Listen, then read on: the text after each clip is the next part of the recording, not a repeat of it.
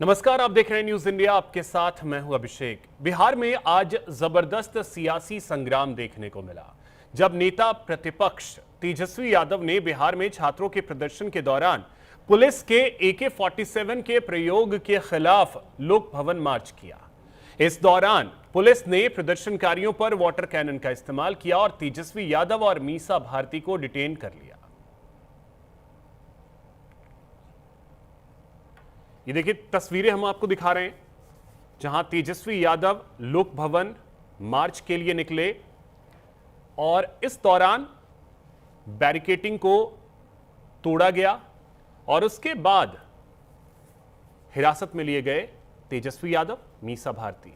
फिर आखिर में दोनों को रिहा किया गया, लेकिन अभी भी जो छात्र हैं वो अपनी मांगों पर अड़े हैं। और दरअसल देखिए मुद्दा जो है वो AK-47 के इस्तेमाल को लेकर है कि सीवान में छात्रों के प्रदर्शन के दौरान AK-47 का इस्तेमाल किया गया। हालांकि सरकार ने इस बात को स्वीकार भी कर लिया है कि हां, AK-47 से 4 गोलियां चली थी, लेकिन वो 4 की 4 गोलियां किसी को नहीं लगी, वो हवाई फायरिंग थी। कारण ये था कि जो सिपाही था वो भीड़ में फंस गया था, जिसकी वजह से उसे हवाई फायरिंग करनी पड़ी। लेकिन तेजस्वी यादव इसे लेकर पूरी तरीके से फिलहाल आक्रोशित नजर आ रहे हैं।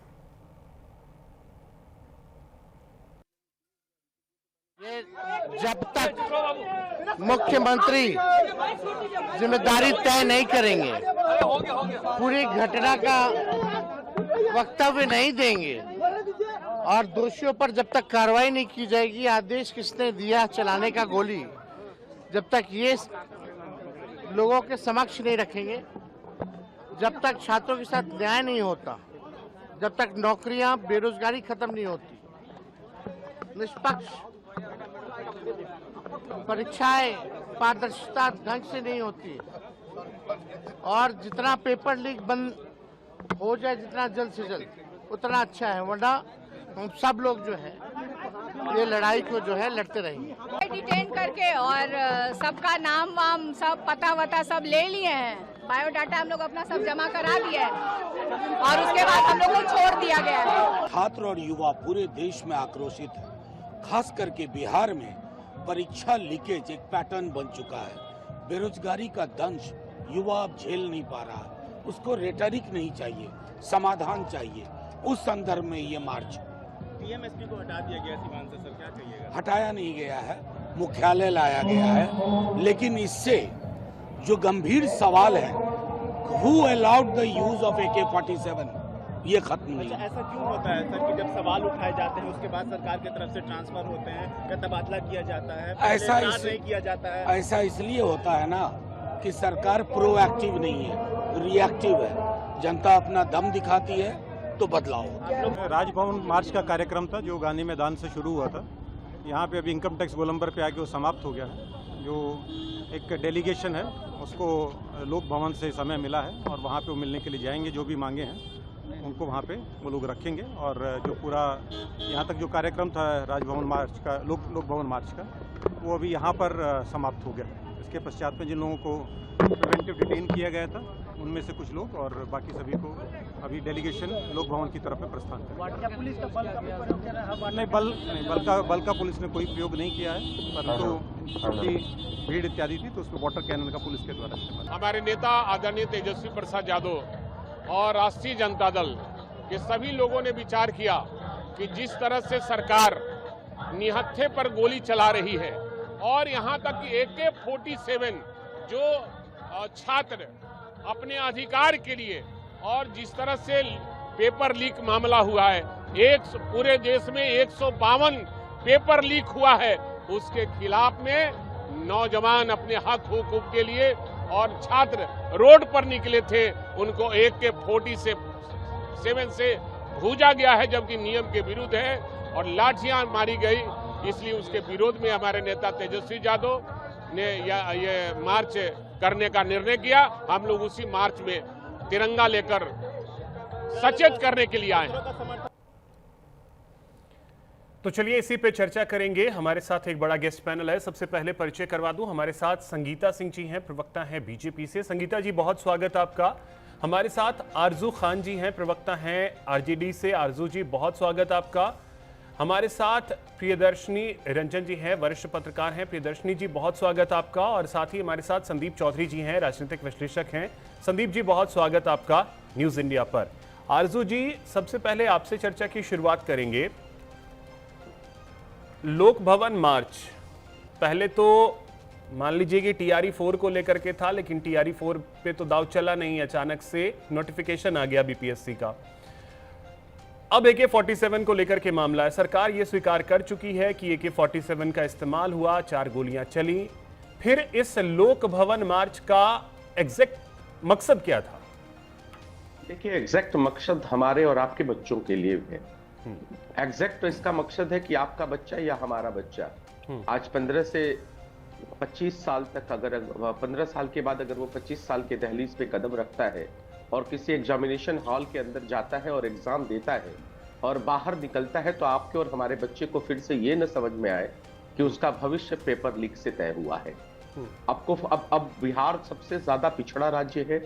नीति आयोग की रिपोर्ट से स्वास्थ्य और शिक्षा एकदम सबसे पिछड़े पायदान पे है। तो आपका बच्चा गरीबी में पलायन करता है, दूसरे देश में जाता, दूसरे राज्यों में जाता है, दूसरे देशों में भी जाता है 2 वक्त की दिहाड़ी मजदूरी करने के लिए। और ई श्रम पोर्टल में लगभग 4 करोड़ लोग हैं। तो ये बच्चों के भविष्य के लिए था ये राजभवन मार्च। आपने कहा कि टीआरई 4, मैं आपकी जानकारी के लिए बता दूं कि जो कल हमारे leader of opposition Tejashwi Prasad Yadav ji गए थे, गर्दनी बाग में जो छात्र जो प्रदर्शन कर रहे थे, वहां पर उनका मर्म जाना और टीआरई 4 के बारे में नोटिफिकेशन आया। जबकि ये सालों से छात्रों का ये मांग था कि टीआरई 4 का नोटिफिकेशन आए। लेकिन आपकी ताजा जानकारी के लिए बता दूं कि वो जितने भी छात्र वहां गर्दनी बाग में बैठे हैं, उन्होंने उस नोटिफिकेशन को मानने से इनकार किया है। क्यों? वो आश्वस्त नहीं है इस नोटिफिकेशन से, क्योंकि उनको ये लग रहा है कि बहुत सी चीजें इसमें सही नहीं है। उसको गलत तरीके से आनन फानन में नोटिफिकेशन जारी कर दिया गया है। भविष्य लाइक कैसे, मतलब उसमें क्या क्या? मैं नहीं कह रहा हूं, नहीं वही मैं नहीं कह रहा हूं। अरे सर, तो तेजस्वी यादव जी वहां पे गए थे, स्टूडेंट से मिले, उनका मर्म जाना, तो मर्म तो ये भी होगा ना कि नोटिफिकेशन में क्या क्या है और क्या दिक्कतें हैं। जब तेजस्वी यादव जी जब वहां से लौट कर आए तो शाम को आनंद फानन में नोटिफिकेशन जारी किया गया। वो तो 4 बजे ही हो गया था सर। मैं बता दूं, उस नोटिफिकेशन को जो वहां के जो छात्र नेता है, जो दिलीप है और लोग जो है सौरभ जी हैं, उन सारे लोगों ने उसको मानने से इनकार कर दिया है और अभी भी उनका गर्दनी बाग में धरधरा प्रदर्शन जारी है। पहला point.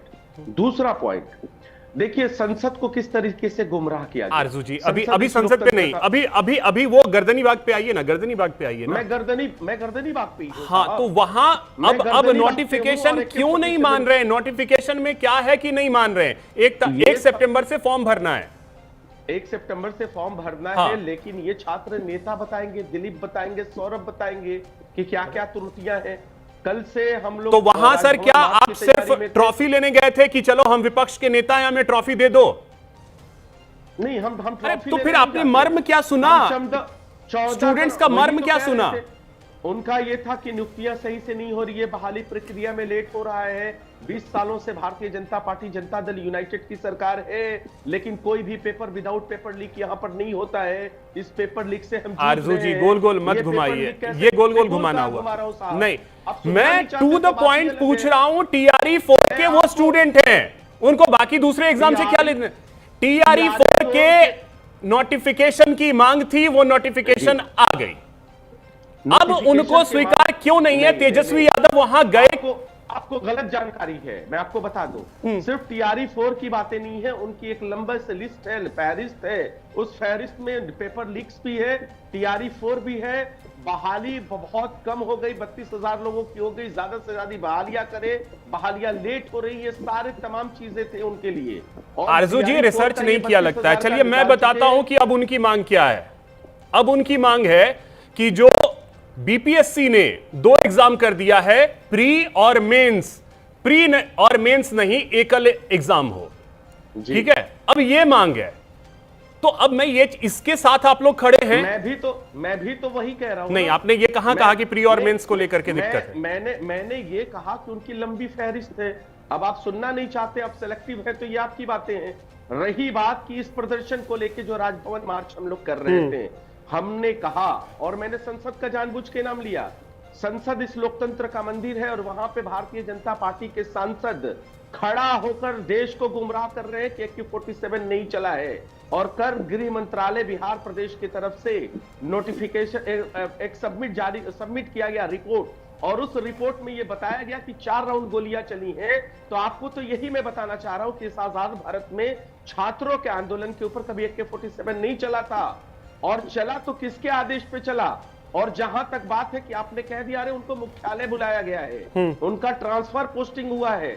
Leader of opposition Tejashwi Prasad Yadav की बातें निलंबन की थी कि आपको किसने ऑर्डर दिया और आपको निलंबित किया जाए।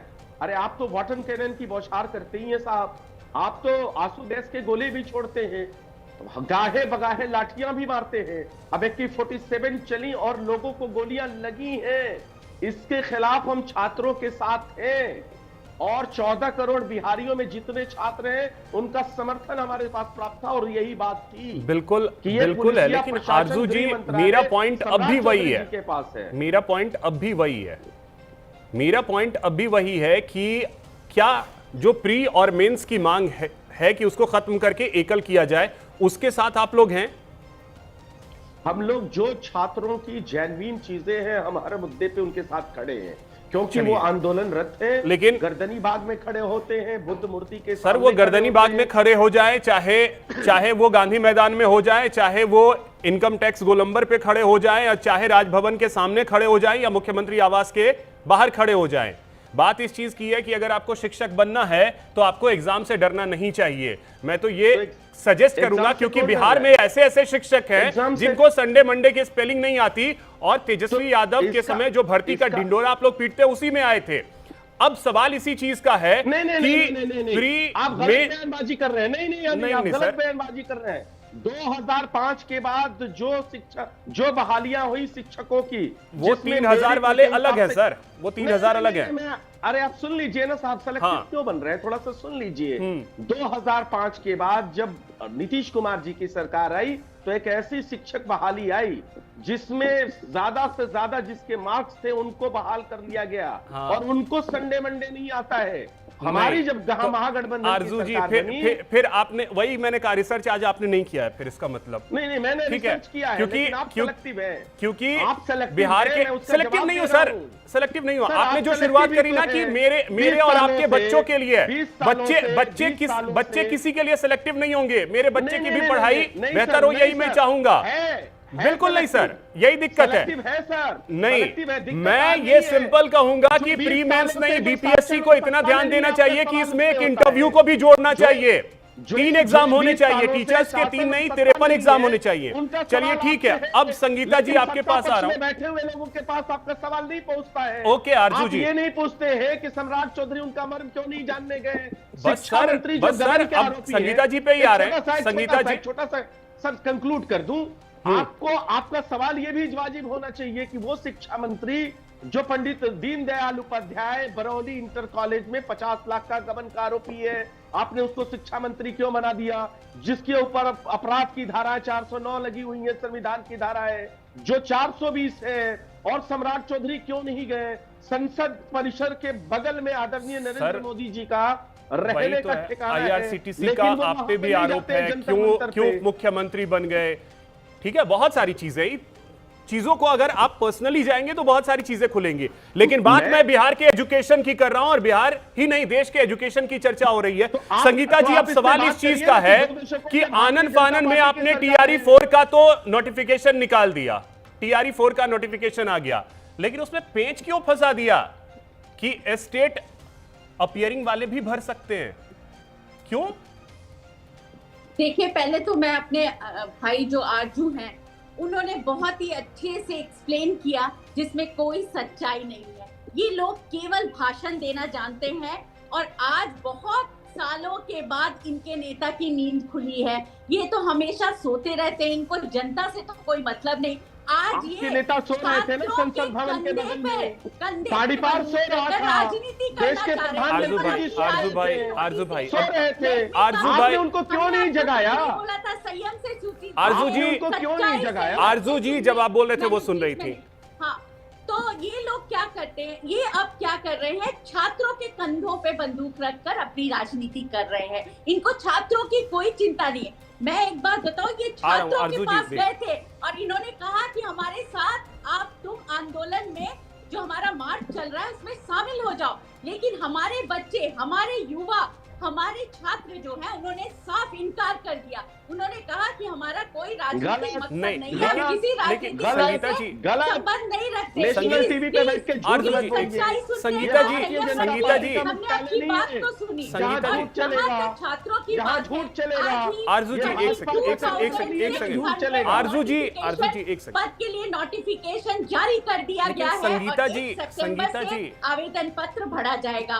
तो ये सबसे बड़ी मांग थी, हमारे सरकार ने उसे तेजस्वी सुन लिया। प्रसाद और यादव संगीता बाकी जी, जो इनकी मांग है, जो बाकी जो मांग है, गर्दनी बाग में बच्चे बैठे हुए हैं छात्र, उनसे भी संवाद किया जाएगा, हमारे सरकार ने कहा है। इनकी तरह नहीं जो राजनीति रोटियां सेकने लेकिन मैं यहाँ ये भी चीज पहुंच समझना गए चाह रहा हूँ कि कुछ संगीता तो जी। भला हो जाए। लेकिन देखिए छात्र समझ संगीता रहे जी, हैं आपके संगीता जी शासन काल में क्या मुझे हुआ एक था चीज बताइए और ना, कैसे बच्चों के साथ क्या हुआ था और कैसी शिक्षा दी जा रही थी, संगीता जी, क्या स्थिति थी शिक्षा की। आज तो हर क्षेत्र में हमारे संगीता जी, आदरणीय सवाल भी तो सुन माननीय लीजिए। सम्राट चौधरी जी के संगीता जी, नेतृत्व में मेरा सवाल क्या शिक्षा था? के क्षेत्र में एस्टेट वाला बहुत पेज क्यों फंसा प्रगति दिया? हो रहा है। अगर आप बोलिए इसके तो मैं विषय में एक आरजू जी एक को भी गिनाती शायद हूँ जानकारी कौन नहीं सी होगी। योजनाएं। अगर इसीलिए मैं डोमिसाइल नीति मुझे पता नहीं है। नहीं एस्टेट, अभी जो एस्टेट के फॉर्म भरे जा रहे अच्छा। हैं, अपीयरिंग वाले भी अप्लाई करेंगे TRE4 के लिए, जिसकी वजह से होगा क्या कि एस्टेट के एग्जाम होंगे, फिर एस्टेट के रिजल्ट आएंगे, तब जाकर के TRE4 होगा। डोमिसाइल तो भी है उसमें, वो संगीता भी जी ऐड तो कर अब ये लीजिएगा। बताइए, ये एस्टेट वाला पेज क्यों फंसाया इसमें? देखिए, स्टेट का पेज नहीं, बच्चे जो हैं, हमारे जो छात्र हैं, TRE4 जो था उसके लिए मांग कर रहे थे। और आज ही 32, आज क्या, कल 4 बजे के करीब 32,300 नोटिफिकेशन जारी कर दिया। और आपको एक चीज याद, हमारे जो आदरणीय और माननीय मुख्यमंत्री, उन्होंने कहा है कि 2030 तक 1 करोड़ युवाओं को रोजगार दिया जाएगा और बहुत सारी रोजगार की योजना। अरे मोदी जी ने देने का वादा किया था। आरजू जी ऐसे बीच में अगर आरजू जी अगर बीच में ऐसे करें, लोगों को ये बर्दाश्त नहीं हो रहा है कि बिहार शिक्षा के 1 करोड़ रोजगार लाएंगी कहां से मैम? मैम, आस्पद बात है कि ये छात्रों का संगीता सहारा जी, लेकर राजनीति संगीता कर रहे जी, हैं। तेजस्वी यादव ने 10 लाख नौकरियों की बात कही थी, तो आपने कहा था कि इतने तो हो ही नहीं सकते, बिहार में इतना हो ही नहीं सकता। अब सवाल ये है, आप 1 करोड़ की बात, 1 करोड़ आप कहां से नौकरी ले आइएगा? देखिए, बिहार में 26 लाख हम उद्योग, अच्छा। प्राइवेट उद्योग या फिर और भी बहुत सारी कारखाने, उद्योग, हर क्षेत्र में हम विकास कर रहे हैं। और हमारी योजनाएं अगर आप देखिएगा, आदरणीय सम्राट चौधरी जी की योजनाएं हैं, उसको अगर आप ध्यान से देखिएगा तो एक के बाद एक है। अभी हमारे MOU साइन हुई है कई बड़े बड़े उद्योगों के लिए। 211 डिग्री कॉलेज का उद्घाटन उन्होंने एक दिन में किया। तो ये सब धीरे धीरे, Rome was not build in a day, slowly शिक्षा के क्षेत्र में 21 साल हो गए, से विकास हो रहा है। अभिषेक जी, मैं इसका जवाब देना चाहूंगा। लेकिन ये अगर, लेकिन 21 आज साल की हो बात गए है। और 21 साल में एक चीज, बिहार, मैं भी बिहार से हूं, मुझे पता है कि बिहार में किस तरीके से चीजें बदली हैं, लेकिन एक चीज जहां बिहार को पूरी तरीके से कमजोर किया गया वो एजुकेशन है। यस, पूरी तरीके से बिहार के एजुकेशन के सिस्टम को ही कोलैप्स कर दिया गया। वो अगर किया गया है तो इनका हाथ है। नहीं मैम, इन लोगों ना ना ने ना शिक्षा- ना ना ना ना, देखिए, ये गलत है। ना हमारे ना ना, आदरणीय देखिए, 2005 के बाद जब आपकी और नीतीश जी की सरकार आई, मुखिया के हाथ में आपने दे दिया कि जाओ टीचर बना दो। नहीं, हमने ये काम नहीं किया, ये इनके समय में हुआ है। जो मैम, ये नीतीश उनको सरकार भी ने किया है। बहाली दे दी गई। हम लोग ऐसे चलिए। नहीं। आज भी अगर मैं एक छोटा सा जवाब देना आदरणीय चाहूंगा सम्राट अभिषेक जी। आप देखिए ठीक है, तो संगीता, हर एक सरकारी स्कूल में एक कंप्यूटर 10 सेकंड में क्विक टीचर रिप्लाई होगा, आरजू जी, उसके बाद ताकि संदीप जी और कंप्यूटर प्रियदर्शनी जी की के पास पढ़ाई जाता हो हूं। सके। बच्चे ठीक जो है हैं, संगीता जी, वो होल्ड डाउन। आधुनिक ये तकनीकी ये से भारतीय एकदम जनता लैस पार्टी की हो। ठीक है प्रमुख संगीता बड़ी जी, बड़ी बातें करते हैं। संगीता जी, 2025-2026 में जो कंपनी बनी उसके साथ इन्होंने 32,000 करोड़ का एमयू साइन किया है, जिसकी खुद की आमदनी 12 लाख रुपए है, जो 2025 और 26 में वो कंपनी बनके लागू हुई है। और 2 दशकों से भारतीय जनता पार्टी जनता दल के अलायंस पार्टियों की सरकार है। लेकिन अगर मैं भारत सरकार के आंकड़े के हिसाब से देखूं तो बिहार स्वास्थ्य में और शिक्षा में सबसे पिछड़े पायदान पे है। तो ये गर्त किसने किया है? ये इसका हालत कौन है? इसका जिम्मेदार कौन है? और सुन लीजिए, देश के यशस्वी प्रधानमंत्री ने कहा था सालाना एग्जाम देने के लिए वो नहीं दे पाए, तो ये रोजगार का। चलिए ठीक है संगीता जी और आरजू जी, अब रुकिए, अब एक कमेंट संदीप जी और प्रियदर्शनी जी से लेने दीजिए। संगीता जी और आरजू जी, अब एक कमेंट प्रियदर्शनी जी से और संदीप जी से। संदीप जी, एक प्रतिक्रिया आपसे भी चाहेंगे। आज जिस तरीके से सवाल उठाए गए, जिसको लेकर के TRE-4 का मामला था और AK-47 के इस्तेमाल का मामला था, दोनों मामले पे सरकार पहले ही सब चीजें क्लियर कर चुकी है। फिर आपको लगा कि आज अचानक से तेजस्वी यादव को यह दिखाना था कि भाई हम भी स्टूडेंट्स के साथ हैं, क्योंकि जब प्रोटेस्ट चल रहा था तो वो विदेश में थे, वो भारत में थे भी नहीं, छुट्टियां मना रहे थे, तो मतलब दिखाना था कि हम भी बच्चों के साथ हैं। देखिए अभिषेक जी, मैं बिहार में रहा हूँ, पटना में काम किया मैंने, गवर्नर साहब के साथ में था, तो काफी कुछ मैं जानता हूँ वहाँ के बारे में। ये तो आपने बिल्कुल सही बात कही।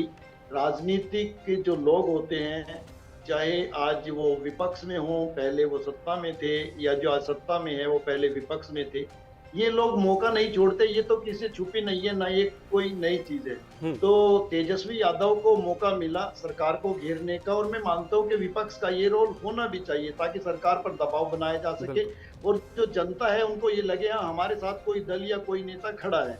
ये बिल्कुल अलग विषय। लेकिन हकीकत ये है जो आपने कुछ देर पहले कही कि जो बिहार की शिक्षा व्यवस्था है, बिहार की शिक्षा व्यवस्था वाकई बहुत दयनीय है, और दयनीय होने के पीछे कारण है कि वहां पर शिक्षा में पैसा इन्वॉल्व हो चुका है। जब हम राजभवन में थे तो कई बार ऐसे लोग मिलते थे कि सर हमें पत्रकारिता का वो दे दो, हमारी यूनिवर्सिटी में या कॉलेज में पत्रकारिता भी आ जाए, तो इसके लिए कितना पैसा लगेगा, या हमें साइंस दे दो, या हमें ये चीज दे दो। तो मतलब हर चीज को वहाँ आदमी ये सोचता है कि बस पैसा दो और अपना काम करा लो, फिर इसी तरीके से वहाँ LLB कर लो, कुछ भी कर लो। तो ये बहुत बड़ी समस्या है। लेकिन मैं ये भी मानता हूँ कि पटना में ही ऐसे ऐसे कॉलेज भी हैं, ऐसे ऐसे बच्चे भी वहाँ से पढ़ के निकलते हैं जो देश में आपको नहीं मिलेंगे कहीं भी। तो शिक्षा व्यवस्था पर वाकई वहाँ काम करने की जरूरत है। और हमारे साथ में जो थे सत्यपाल मलिक जी गवर्नर साहब, तो वो ऑलरेडी LLB LLM थे और वो चाहते थे शिक्षा व्यवस्था बदले, और उन्होंने काफी कोशिश भी की, लेकिन ज्यादा लंबे समय तक उन्हें बिहार में काम करने का मौका नहीं मिला। और उसके बाद मैं देखता हूँ कि चीजें ढुलमुल ज्यादा रहती हैं, और कहीं ना कहीं ये टॉप लीडरशिप की मैं नाकामी मानता हूँ। अभी देखिए आप, जिस तरीके से शिक्षा, ऐसे स्वास्थ्य बहुत जरूरी है, और जिस तरीके से वहाँ स्वास्थ्य मंत्रालय जिस व्यक्ति को दे दिया गया, हालांकि वो बड़े नेता के बेटे हैं, लेकिन आप खुद देखिए अगर स्वास्थ्य मंत्री इतना हस्त पुष्ट और कोई स्पोर्ट्समैन होता तो समाज के अंदर एक मैसेज जाता और वो स्वास्थ्य पर ज्यादा ध्यान दे पाता। संदीप जी इसमें ये थोड़ा सा एक चीज इसमें पर्सनली, जब उन्हें जिम्मेदारी स्वास्थ्य विभाग की दी गई, मैंने खुद ही फेसबुक पे बहुत सारी चीजें पोस्ट की, लेकिन जब आज निशांत कुमार की एक्टिविटी जिस तरीके से हम देख रहे हैं, दिख रहा है कि बिल्कुल सटीक जवाब पढ़े लिखे इंसान की तरह क्या बोलना है और क्यों बोलना है और किस तरीके से हमें काम, वो दिखता है। तो हम फिजिक्स पे जाने से बेहतर होगा कि वो काम करने का तरीका उनका क्या है, उसको अगर हम देखें तो शायद ज्यादा बेहतर होगा। नहीं अभिषेक जी, मैं आपसे बिल्कुल सहमत हूँ। देखिए जैसा हमें शुरू में लग रहा था उस तरीके का नहीं है, आउटपुट बेटर आ रहे हैं और ज्यादा बेटर आएंगे ऐसी हम उम्मीद रखते हैं। लेकिन मेरा ये मानना था कि हमें अपना एक फेस भी दिखाना होता है। जैसे हमारे मोदी जी हैं, बिल्कुल फिट है, योगा करते हुए भी दिखाई देते हैं, पूरी दुनिया में घूमते हैं, कई प्लेन में चढ़ना उतरना होता है, भाग दौड़ कर उतरते चढ़ते हैं। तो हम जो मैसेज देते हैं वो व्यक्ति, वो फेस वाकई एक पर्सनैलिटी होना चाहिए। जैसे न्यूज एंकरिंग तो कोई भी कर सकता है, लेकिन आपकी पर्सनैलिटी, आप चमकते हैं तो आपकी बात ही अलग है। अब इसमें मैं मुस्कुराऊं या क्या करूं, ये अब आप बता दीजिए। मुस्कुराना बनता है आपका, क्योंकि आप लेकिन संदीप जी देखिए, अल्टीमेटली आपका कर्म ही आपका पहचान होता है, और आज निशांत कुमार ये साबित कर रहे हैं, इसमें कोई शक नहीं है। लेकिन ठीक है, स्वास्थ्य पे किसी और दिन चर्चा करेंगे। आज अगर एजुकेशन की बात आती है तो शिक्षा में, जैसा मैंने कहा, मैंने 2003 में जब चीजों को देखा, जिस समय लालू यादव जी का शासन था, यानी राबड़ी देवी उस समय सीएम थी, उसके बाद मैंने 2005 के बाद नीतीश कुमार का भी दौर देखा, चीजें बेहतर होना शुरू होकर के अचानक से डाउन हुई। तो इसके पीछे क्या कारण रहा? देखिए, बहुत अच्छा सवाल है आपका। ये मैंने भी देखा, जब नीतीश जी ने आकर के कमान संभाली तो बहुत चीजें बदल रही थी, बल्कि ये कहूंगा मैं बिहार बदल रहा था। लेकिन उसके बाद आपने देखा गठबंधन की सरकारें चलने लगी और चीजें कहीं ना कहीं दो नाव में सवारी हो जाती है तो बड़ा मुश्किल होता है गठबंधन में लेके चलना। कभी बीजेपी के साथ सरकार बनी तो कभी आरजेडी के साथ नीतीश जी की सरकार बनी, और उन चीजों का इम्पैक्ट नीतीश जी की इमेज पर भी पड़ा, नीतीश जी के कामों पर भी पड़ा। और जब किसी सरकार के कामों पर फर्क पड़ता है तो वो फिर स्टेट के अंदर दिखाई देता है। बिल्कुल।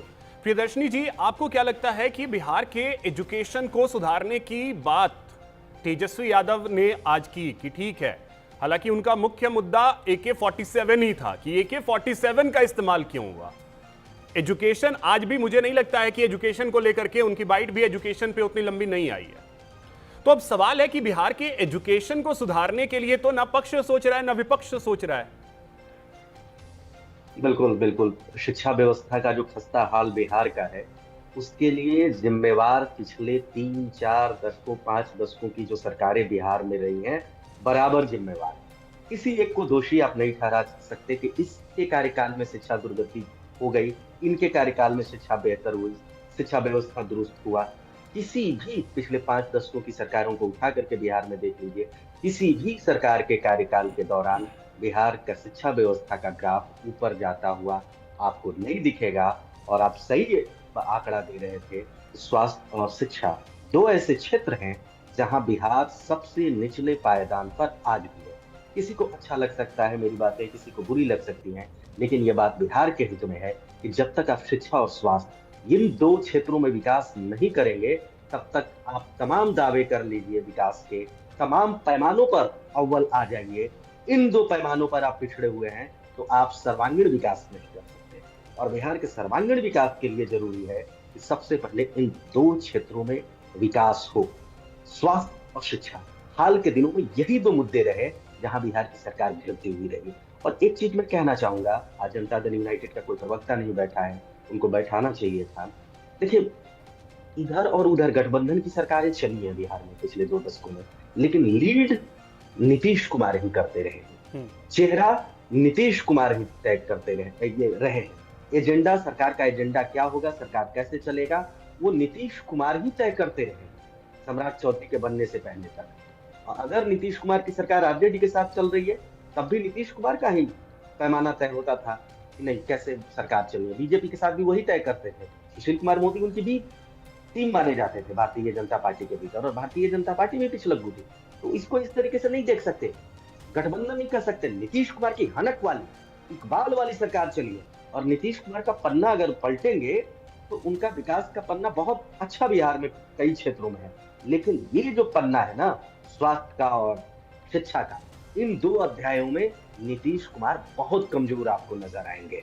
नीतीश कुमार की सरकार बहुत कमजोर नजर आएगी। देखिए, अब उन्होंने सीएम की कुर्सी त्याग दी है, लेकिन क्या वो एक बहुत बड़ा ब्लंडर रहा जिस समय 2006-07 में अचानक से ये फैसला लिया गया कि जो 80 के दौर में भी अगर किसी ने एस्टेट किया हुआ है तो चलो उसको भी टीचर बहाल कर दो, जो 20-20 साल से 25-25 साल से इंतजार कर रहे थे अचानक से टीचर बन गए। उसके बाद हम, जिसमें आज 3000 के करीब ऐसे भी लोग हैं जिनको लेकर के अब सवाल उठ रहे हैं, तो क्या वो एक ब्लंडर था? बहुत बड़ा ब्लंडर। मुखिया को जिम्मेदारी दे दी गई। क्या पढ़ाएंगे? व्यक्तिगत तौर पर जितने भी पैनल में बैठे हुए लोग हैं सभी ये बात जानते हैं कि कई अंगूठा छाप भी बन गए हैं शिक्षक। बिल्कुल। बाद में शिक्षक बनने के बाद उन्होंने हस्ताक्षर करना सीखा है। ये सच है, बिहार का सच है। सभी पैनल में बैठे हुए लोग जानते हैं इस बात को, किसी पार्टी के लोग। मैं भी किसी पार्टी का समर्थन करता हूं जब वोट देने जाता हूं, लेकिन जब बात आती है शिक्षा पर बोलने की बात आती है तो इस बात को स्वीकार करना पड़ेगा। और ये लोग जब तक रहेंगे बिहार की शिक्षा व्यवस्था नहीं सुधरेगी तो पीढ़ियां बर्बाद हो जाती है। अगर एक गलत डिसीजन हो गया तो पीढ़ियां बर्बाद हो जाती है। इस शिक्षा व्यवस्था में अब सुधार करते करते बिहार को कम से कम 20 साल और लगेगा। जब तक ये शिक्षक रहेंगे तब तक आप दुरुस्त नहीं मान सकते। आपने तमाम प्रयास किए, फिर शिक्षा व्यवस्था क्यों नहीं सुधरी? आपने मुफ्त में भोजन दे दिया, खाने पीने की व्यवस्था कर दी, कपड़ा भी दे दिया, किताबें भी दे दी, लेकिन इन तमाम चीजों को देने के बावजूद शिक्षा में गुणात्मक परिवर्तन क्यों नहीं हुआ? क्यों आज भी बच्चा कोटा जाता है? क्यों आदमी बच्चा कोचिंग के सहारे है? सरकारी स्कूलों में पढ़ करके आज रेशियो निकाल लीजिए, कोई बच्चा कर पा रहा है कंप्लीट? और एक आंकड़ा समझिए, जितना प्रति व्यक्ति प्रति छात्र सरकारी स्कूल में पढ़ने वाले छात्रों पर खर्च होता है, उतना निजी स्कूल का खर्च नहीं है। सरकार खर्च करती है, लोगों को समझ में नहीं आता है, सब्सिडाइज मामला है। लगता है कि फ्री है, लेकिन वो सरकार तो फ्री है, फ्री नहीं है, सरकार तो खर्च कर रही है ना। बिल्कुल। तो प्राइवेट स्कूल में पढ़ाने से ज्यादा महंगा है सरकारी स्कूल में जो छात्र पढ़ रहे हैं। तो सरकार को इस पर भी विचार करना चाहिए कि इसको प्राइवेटाइज कर दीजिए, आप प्राइवेट स्कूलों को सब्सिडी दीजिए कि जो बेहतर कर रहे हैं उसको। ये कुछ ना कुछ तो करना पड़ेगा, बिल्कुल कुछ करना पड़ेगा। बिल्कुल अभिषेक भाई आप बहुत तगड़ा बहस करा रहे हैं आरजू जी।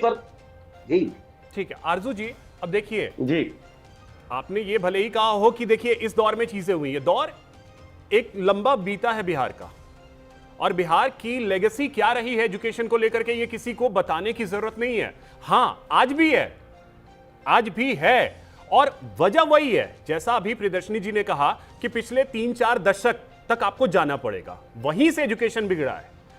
2000 का दौर भी अगर आप देखें, जिस समय आपकी सरकार थी, किस तरीके से एक मजमा लगता था और मैट्रिक का एग्जाम हो जाता था, इंटर का एग्जाम हो जाता था, यह आपको भी पता होगा। तो बिगड़ना तो वहीं से शुरू हुआ, लेकिन संभालते संभालते आगे आपको 2-4 दशक लगेंगे। नहीं, अगर मैं उसको, इन्होंने ठीक कहा कि 2-4 दशक लगेंगे, और उसका वजह यही है कि 2006 और 7 की जो बहालियां हुई, जिसको मैंने फर्स्ट राउंड में कहा। दूसरी बात यह है कि आप शिक्षा पे बिहार सरकार का बजट देखिए और सरकारों के बनिस्बत, तो पता चलता है कि जब हमारा वक्त था तो उस वक्त में एशियन बैंक और वर्ल्ड बैंक से कर्जे नहीं लिया जाते थे, लोन नहीं मिलते थे, और आज के सरकार में 2 दशकों के एशियन बैंक और वर्ल्ड बैंक से लोन लिए जाते हैं, और आप अपने बजट का सैंपल साइज बड़ा करते हैं, और सैंपल साइज बड़ा करके इस बिहार प्रदेश का सबसे ज्यादा बजट शिक्षा पे आप खर्च करते हैं, और लगातार 2 बार से ऐसा हो रहा है। उसके बाद भी अगर आपका शिक्षा सबसे पिछड़े पायदान पे है, आपका हेल्थ सबसे पिछड़े पायदान पे है, तो इसकी जिम्मेदारी आपको लेनी चाहिए। और मैं आपको करेक्ट कर दूं, यहां पे वही नहीं, अगर मैं नीति आयोग की रिपोर्ट देख लूं, नेशनल हेल्थ सर्वे की रिपोर्ट देख लूं, एनसीआरबी का मैं रिपोर्ट देख लूं, हंगर इंडेक्स देख लूं, इन्वायरमेंटल इंडेक्स देख लूं, इन सारे इंडेक्स में बिहार पिछड़ेपन में नंबर 1 है। और इसका नतीजा क्या है? 2 दशकों से भारतीय जनता पार्टी की सरकार है। हम जरूर इस बीच में आए हैं, 17 महीने के लिए, कभी 22 महीनों के लिए आए हैं, अल्प की सरकार आए हैं, लेकिन हमने जो काम किए वो ऐतिहासिक हुए। और मैं 2-4-5 पॉइंट रख देता हूं। वो इसलिए हुए कि पहला शराबबंदी महागठबंधन की सरकार में हुआ, जो कि ऐतिहासिक कदम थे। जातीय जनगणना अपने राज्य के कोष से हमने खर्च कर जातीय जनगणना करवाया, और जातीय जनगणना करने के बाद हमने खेल में मेडल ला, नौकरी पाओ लाया। उसके बाद नियुक्ति पत्र गांधी मैदान से 5 लाख और 3.5 लाख पाइपलाइन में डालकर आए। तो आज की सरकार अगर कहती है, देश के प्रधानमंत्री, यशस्वी प्रधानमंत्री नरेंद्र मोदी कहते हैं, आरजू जी बस मुझे एक चीज बता दीजिएगा, तेजस्वी यादव के मुख से जो आपने कहा, एक बाइट मुझे बस सुना दीजिए कि इन मुद्दों को लेकर के तेजस्वी यादव ने बात रखी है। हर बार इन्होंने कहा है। सर एक बाइट मुझे सुना दीजिए, मैं आपको 2 मिनट देता हूं समय। आप पूरा गूगल कर लीजिए, और मैं गूगल करके ही बोल रहा हूं सर।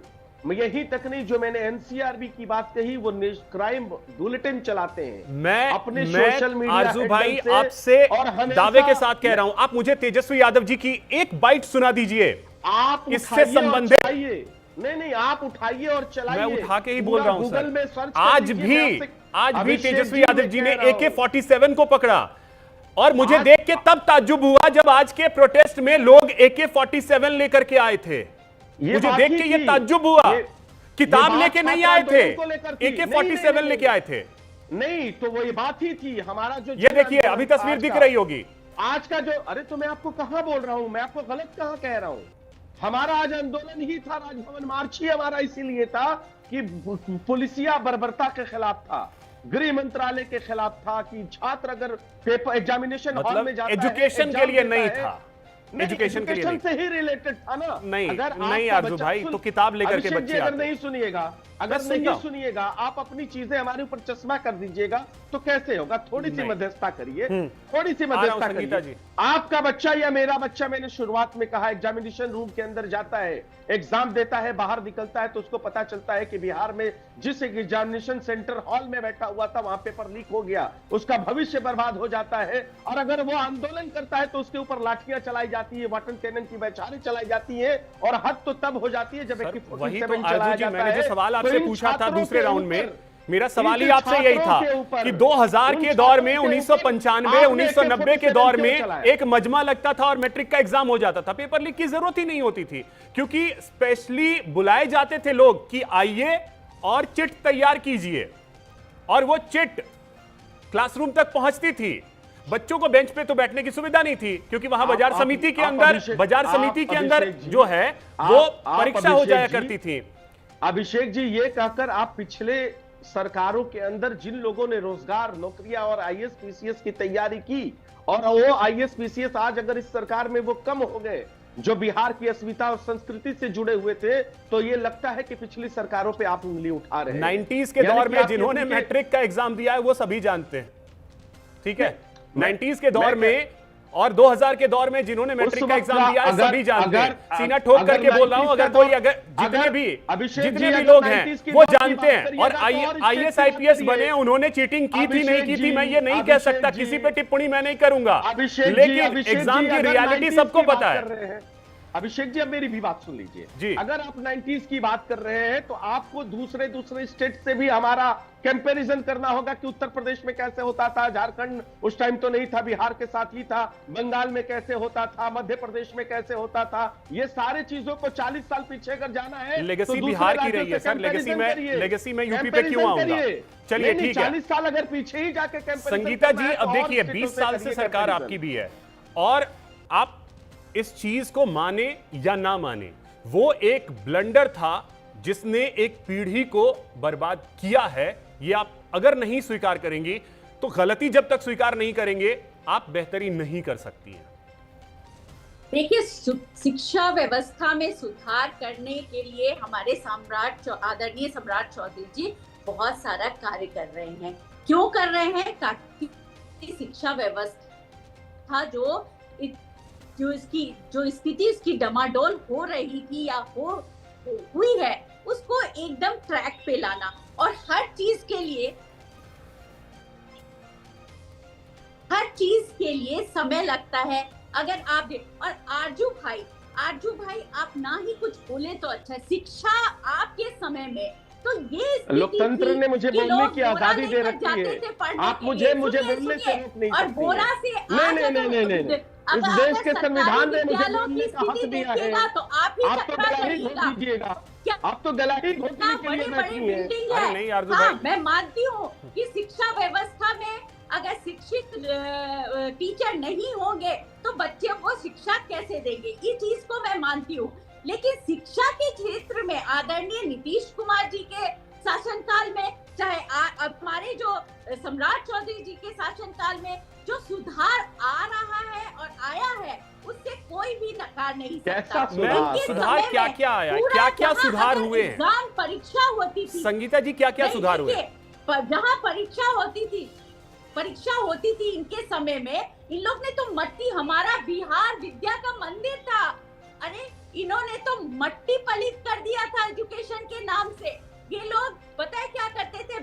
बच्चों को बोलते थे बोरे पे बैठो, और जो बिल्डिंग थी, जो पढ़ाई करने की जो मंदिर था, उसको ये लोग सरकारी या फिर मंजलिस बैठ के पंचायती तो हाजीपुर की 10th टॉपर याद है कब आई थी? नाम की तो विद्यालय नाम की हाजीपुर की 10th टॉपर तो कोई मंदिर ही नहीं था, या गाय भैंस बांधे रहते थे लोगों का। अरे ठीक है जमाने में। आज संगीता जी देखिए, एक चीज आप मानिए या ना मानिए, देखिए संगीता जी इंफ्रास्ट्रक्चर जो स्कूलों का है, स्कूलों का इंफ्रास्ट्रक्चर मजबूत किया गया, इसको कोई गुरेज नहीं है स्वीकार करने में।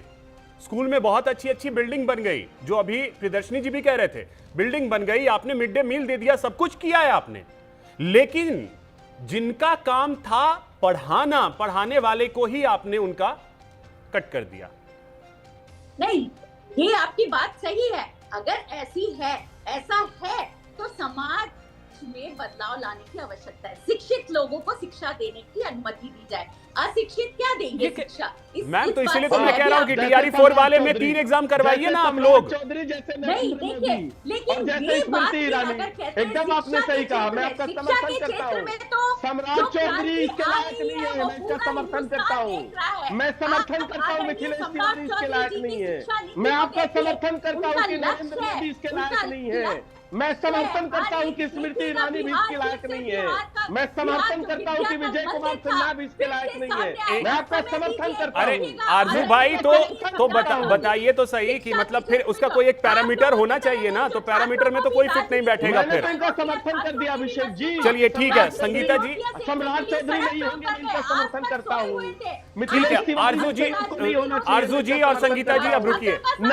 ठीक है संदीप जी, चाहिए मैं इसका समर्थन करता हूँ। स्मृति ईरानी जैसे लोगों को नहीं होना चाहिए, मैं इसका समर्थन करता हूँ। ठीक है आरजू जी और संगीता जी अब रुकिए।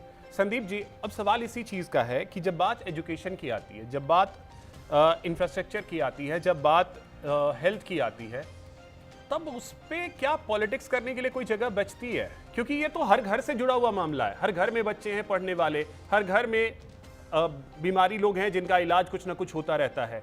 आप उस चीज पे भी एक मंच पे पार्टियां नहीं आ पाती हैं। देखिए अभिषेक जी, जब आप सियासत की बात करते हैं तो सियासतदानों के घर में उजाले के लिए जरूरी है कि मुल्क मेरा जलता रहे, कोई मरे कुछ हो, मतलब कहीं ना कहीं आंदोलन होने चाहिए, तभी इनके घर में उजाला होता है। ये राजनीतिक लोगों के लिए एक बहुत अच्छे शायर ने कहा है। तो हमें देखना है, जनता को देखना है, अगर हम अपनी समस्याओं का समाधान चाहते हैं तो कैसे व्यक्ति को हम वोट करें, कैसी हम सरकार चुने। होता क्या है, जनता के सामने सारी चीजें आती हैं। जो सम्राट चौधरी मुख्यमंत्री बने हैं बिहार के, मैं तो मुबारकबाद दूंगा, बने बड़े लंबे समय से इंतजार था कि पार्टियों से होकर गुजरे, उन्होंने अपना मेहनत की। लेकिन क्या उनका जो ट्रैक रिकॉर्ड है, किस तरीके से वायरल हुआ कि न्यूज एंकर पूछ रही है उनसे कि अपनी शिक्षा के बारे में कहाँ से आपने डिग्री ली, और वो कह रहे हैं मैंने तो सब एफिडेविट, उन पे मतलब एफिडेविट कहना नहीं आता है कि उसमें दिया हुआ है। और फिर उसी व्यक्ति को हमने कम से कम एजुकेशन, आप आज इस पोस्ट पर बैठे हैं क्योंकि आप एजुकेटेड हैं, आपने मेहनत किया, आप यहाँ तक पहुंचे हैं। कई लोग वकील बनते हैं, कई लोग जज बनते हैं, कई लोग क्योंकि उन्होंने एजुकेशन में मेहनत की है। कोई प्रोफेसर बनते हैं, उन्होंने मेहनत की है, वो शिक्षा की वैल्यू को जानते हैं, छात्रों को जानते हैं कि किस दर्द से वो गुजरते हैं अगर उनका पेपर कैंसिल हो जाए, पेपर लीक हो जाए। तो हमें ऐसे लोगों को आगे लेकर के आना चाहिए। कलाम साहब थे, कभी आपने सुना कलाम साहब ने छात्रों के खिलाफ, लेकिन जब उन्होंने आखिरी सांस ली, एक चीज मैं थोड़ा सा और चाहूंगा आपसे टिप्पणी।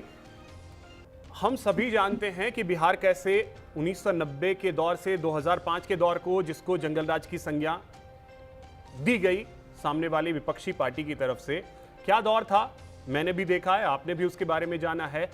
2005 के बाद नीतीश कुमार जब मुख्यमंत्री बने, नीतीश कुमार बहुत पढ़े लिखे हैं, बहुत सुलझे हुए पॉलिटिशियन हैं, सभी जानते हैं, लेकिन एक मिस्टेक तो उनसे भी वो चीज की हो गई।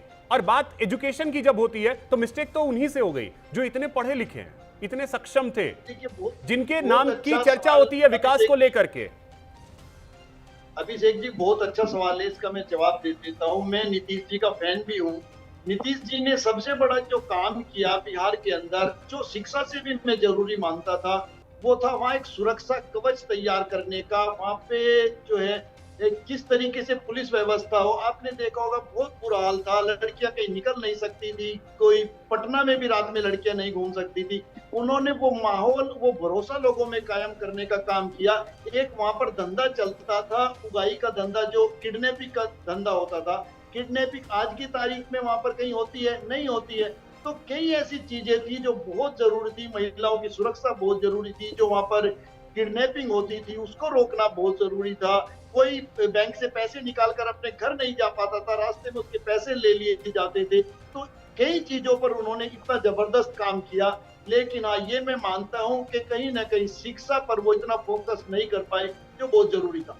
ठीक है प्रियदर्शनी जी, आपको क्या लगता है कि मतलब पढ़े लिखे लोगों से भी गलतियां हो जाती हैं, कमियां रह जाती हैं? हाँ, देखिए है क्या अभिषेक भाई, इसको दो नजरिए से देखने की जरूरत है। क्या राजनीति में डिग्री जरूरी है? मुझे लगता है नहीं। जो आप कह रहे थे, आपको पॉलिटिक्स में आने के लिए सोशल यूनिवर्सिटी में दाखिला लेना चाहिए, सोशल स्कूलिंग होनी चाहिए।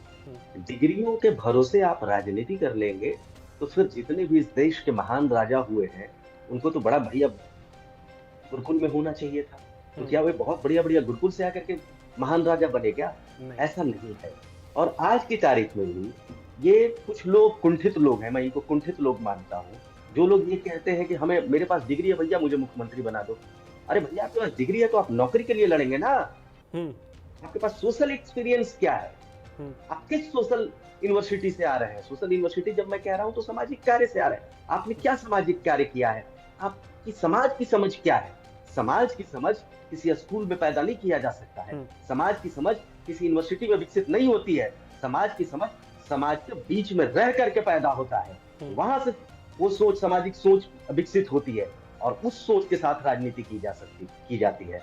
और कोई भी व्यक्ति किसी भी क्षेत्र का हो, उसको राजनीति करने का अधिकार है, उसको सरकार में आने का अधिकार है, उसको सत्ता चलाने का अधिकार है। संविधान में ये प्रावधान है। संविधान निर्माताओं ने उसी समय जिक्र कर दिया होता है कि भैया ग्रेजुएट होंगे तब, पीजी होंगे तब, पीएचडी होंगे तब मुख्यमंत्री बनेंगे, प्रधानमंत्री बनेंगे। ऐसा तो उन लोगों ने नहीं किया तो कहीं ना कहीं उन लोगों की ये सोच थी। ये जो पढ़े लिखे कुछ लोग हैं, ये लोग घर में बैठ करके डिग्री हासिल कर लेंगे और उसके बाद कहेंगे कि मैं चलाऊंगा सत्ता, मैं पढ़ा लिखा व्यक्ति हूँ, और समाज की इनकी कोई समझ नहीं होती। आज भी संघर्ष सड़कों पर करना होता है तो सबसे कम पढ़े लिखे लोग निकलते हैं सड़कों पर संघर्ष करने के लिए सामाजिक मुद्दों पर। वो घर में बैठ करके प्रवचन दे देंगे, घर में बैठ करके मीमांसा करते रहेंगे, लेकिन सड़कों पर संघर्ष नहीं करेंगे, समाज के साथ हाथ में हाथ मिला करके नहीं चलेंगे। तो ऐसे लोग, द प्रिंस के लेखक का नाम मैं भूल रहा हूँ, मैकियावेली, शायद मैं भूल नहीं रहा हूँ।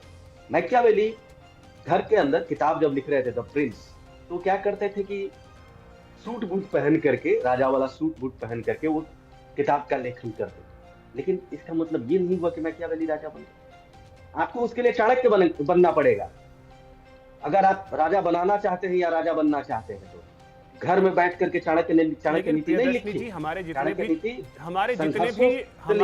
भी चंद्रगुप्त हैं नीति है, और उसके लिए उन्होंने, लेकिन प्रियदर्शनी जी, हमारे जितने भी चंद्रगुप्त हैं, प्रजा, जनता जो भरोसा तो उन्हीं पे करती है और विश्वास उन्हीं पे करती है, इसी वजह से उनको चुन करके वहां बिठाती है।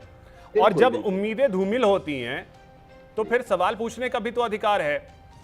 बिल्कुल अधिकार है, लेकिन किसी को, अभिषेक भाई मैं एक चीज कहना चाहूंगा, किसी को सिर्फ इस बात से खारिज कर देना कि वो व्यक्ति पढ़ा लिखा नहीं है। राबड़ी देवी क्या पढ़ी लिखी थी? बिल्कुल नहीं। कितनी पढ़ी लिखी थी? इस देश में बहुत से ऐसे शासक हुए जो बहुत पढ़े लिखे नहीं हुए। योगी आदित्यनाथ की क्या योग्यता है? शैक्षणिक योग्यता क्या है?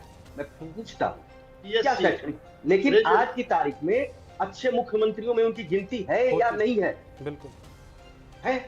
तो ये इस आधार पर किसी को खारिज करना, सम्राट चौधरी को, राबड़ी देवी को, योगी आदित्यनाथ को, किसी को भी खारिज करना समाज के बहुसंख्यकों के मुंह पर तमाचा है। ठीक है। उन लोगों को, कुछ लोग डिग्रीधारी लोग हैं, ये एक मुहिम चला रहे हैं पूरे देश भर में कि हमें जिस तरीके से नौकरी देते हैं उसी तरीके से हमें आरजू भाई कुछ बोलना चाह रहे हैं, टिकट भी दे दीजिए, हमारे पास ये लीजिए। आरजू जी देखिए, मैं प्रियदर्शनी जी के बातों से 100% में सहमत हूँ। अपराध तो इस लोकतंत्र में तब है जब आप गलत डिग्री लगाते हैं, फर्जी डिग्री लगाते हैं। ऐसे लोगों की जगह जेल की सलाखों के पीछे है। अब आप आज के वक्त में देख लीजिए, देश के प्रधानमंत्री की आप डिग्री नहीं देख सकते। ऐसी कौन सी भाई गलती हो गई है देश के लोगों से जो अपने देश के प्रधानमंत्री की डिग्री नहीं देख सकते? सम्राट चौधरी जी लगातार अपने चुनावी हलफनामे में 5 बार अलग अलग तरीके से एडमिट करते हैं। मैं कहता हूं कम पढ़ा लेना, लिखा होना और अपनी डिग्रियों को छुपाना गलत तरीके से, ये प्रशासन, ये इस लोकतंत्र के ऊपर धब्बा है। ये नहीं होना चाहिए, लेकिन इसकी जांच कौन करेगा? ये देश कबीर का है। कबीर की शैक्षणिक योग्यता देखिएगा, लेकिन पता चलेगा बहुत ज्यादा कुछ नहीं था, लेकिन पूरे देश को कबीर को पढ़ा जाता है। के कामराज को देख लीजिए, के कामराज कम पढ़े लिखे थे लेकिन उनका योगदान देख लीजिए।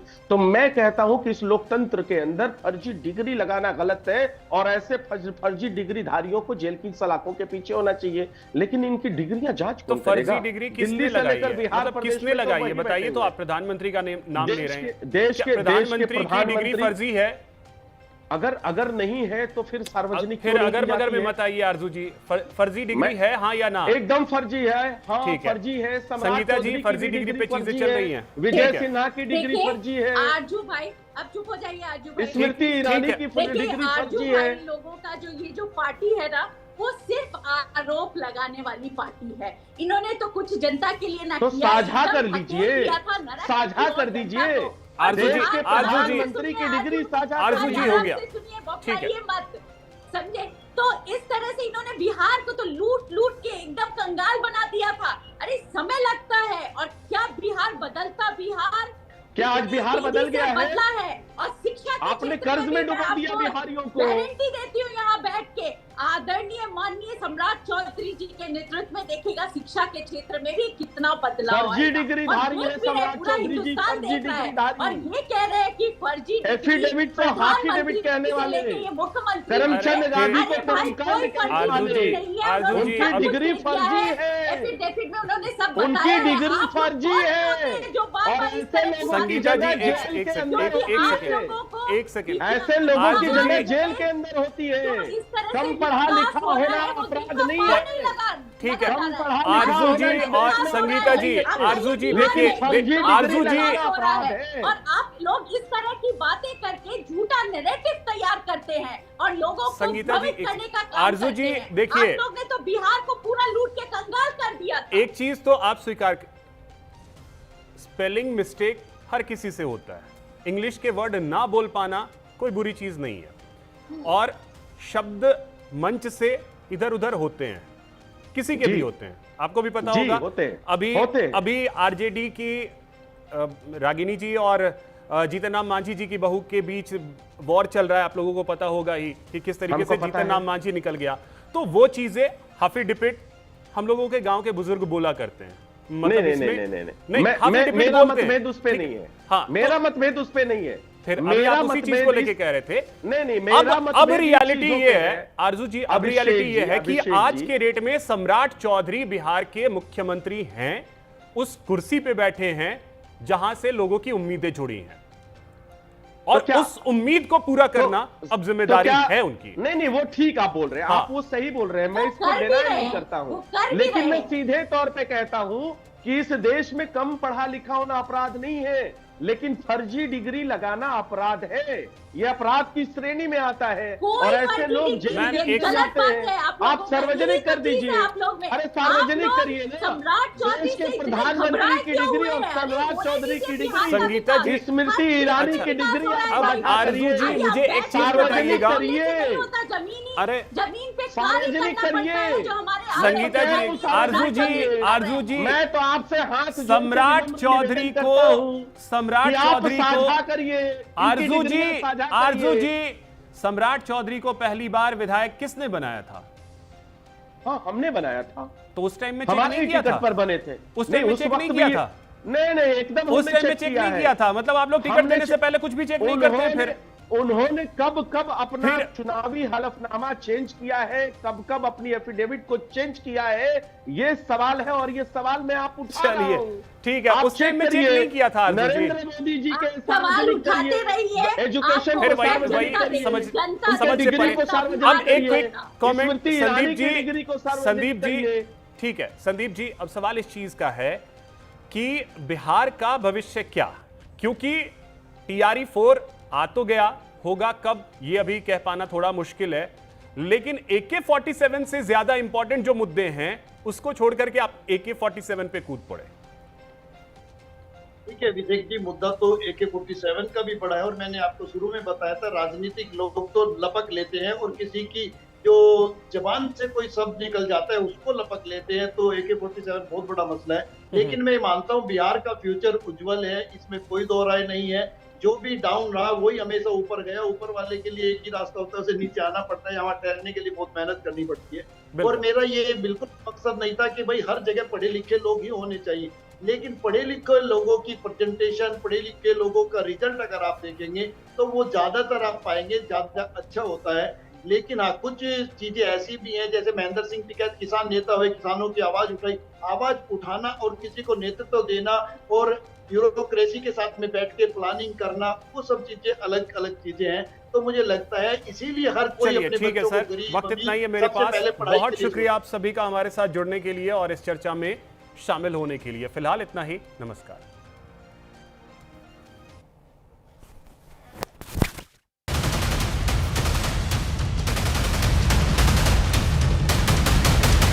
उत्तराखंड के विकास की रीढ़ हमारे मेहनत